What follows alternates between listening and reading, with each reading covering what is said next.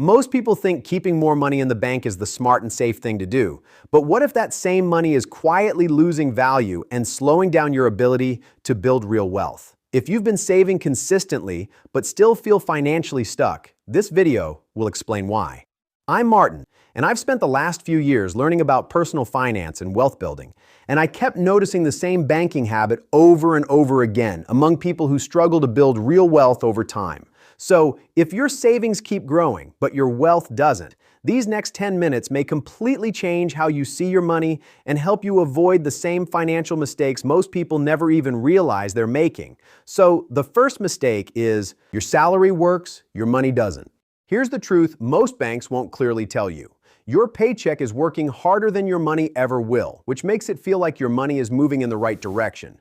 But the second that money hits your bank account, it stops growing the way it should.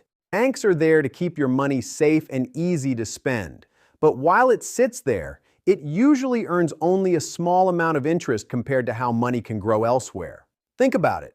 If you're consistently saving around $1,000 a month, that adds up to nearly $12,000 over a year. In a traditional savings account, that might earn around 0.3 to 0.5% interest annually. And if it's sitting in a checking account, it's earning almost nothing. In fact, around 57% of Americans still keep their money in a traditional or regular savings account, while only 18% use a high-yield savings account. High-yield savings accounts are a smart upgrade. They keep your money safe and easy to spend, while offering higher returns than traditional savings accounts. Sounds responsible until you realize that money in a traditional savings account barely grew, hardly earned anything. It just sat there. Now here's the uncomfortable part. You're working more than 40 hours a week, but your money is not working even 1 hour for you. And that's the gap. Most people stay stuck there for years because it feels safe. But safe does not build wealth. It just keeps you where you are. So ask yourself, if your income suddenly stopped today, would your money still keep going? Because if it would not, that's the real problem. And I'll show you what your money should actually be doing instead. But first, there is something even more important you need to understand. Your money is quietly losing value. What if the biggest problem is not that you're saving too little, but that your money is slowly losing value while you think you're doing everything right? Over the past few years, everyday costs like rent, groceries, and gas have all gone up. That's inflation. And over time, it's usually around 2.7 to 3% or even higher, based on recent US data. Here's the problem. Most traditional savings accounts pay around 0.3 to 0.5% interest. That means your money is growing, but much more slowly than prices are rising. So even if your balance has not changed, it quietly covers less than it used to. And you don't even notice it happening. Think about it. A few years ago, around 2019 to 2020, $250 could comfortably cover a full week of groceries for a family. Today, that same $250 often barely covers the same cart. And in many cases, you're either cutting back or paying even more to get everything you used to. Now here's where the difference starts to show.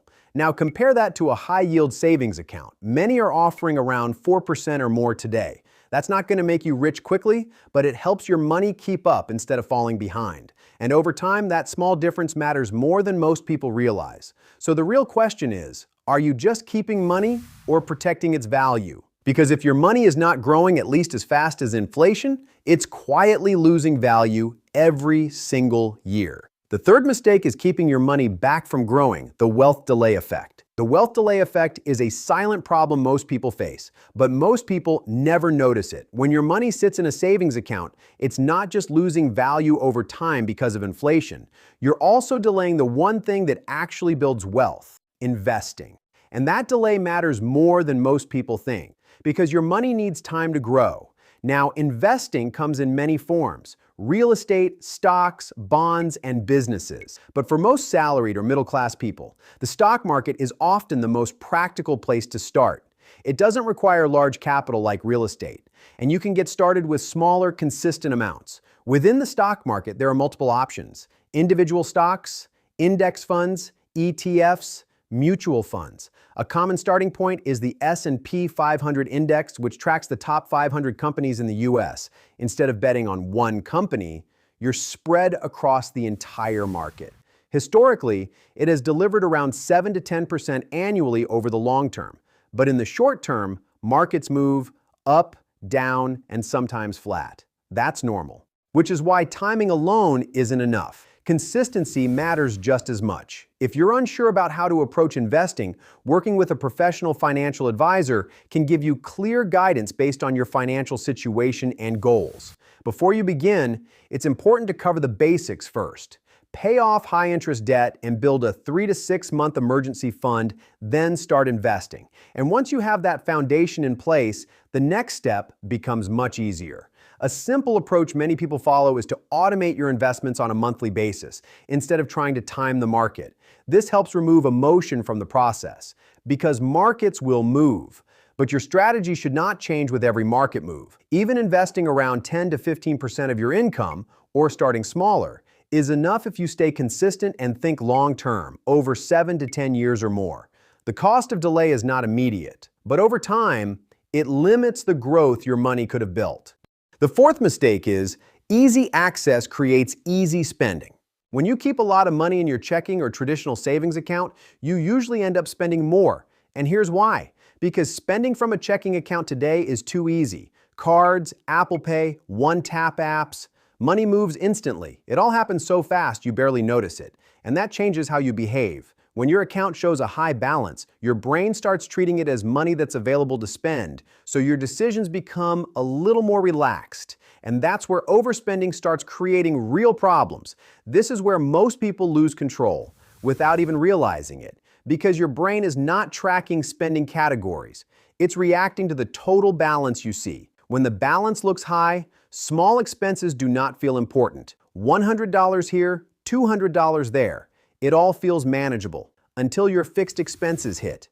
Now suddenly, your rent feels tighter, your bills feel heavier, and your budget suddenly feels tight. And here's the real issue. When all your money is in one place, everything gets mixed together. Your rent, groceries, monthly subscriptions, and future savings. So when you spend a little extra, it does not feel like a big deal, but you're actually dipping into money that wasn't meant to be touched. And over time, this does not look like one big mistake, but it slowly chips away at your ability to save, invest, and build wealth. Because wealth is not built all at once. It's built through small, consistent, and smart decisions, which is why a simple shift matters. Keep only what you need for daily spending in your checking account and separate the rest based on its purpose. Not to limit yourself, but to give yourself clarity. Because once your money has a specific purpose, your financial decisions become clearer too. The fifth mistake is the over-emergency fund problem. Most people are told this. Having a large emergency fund in your savings account is a smart move. And that's true.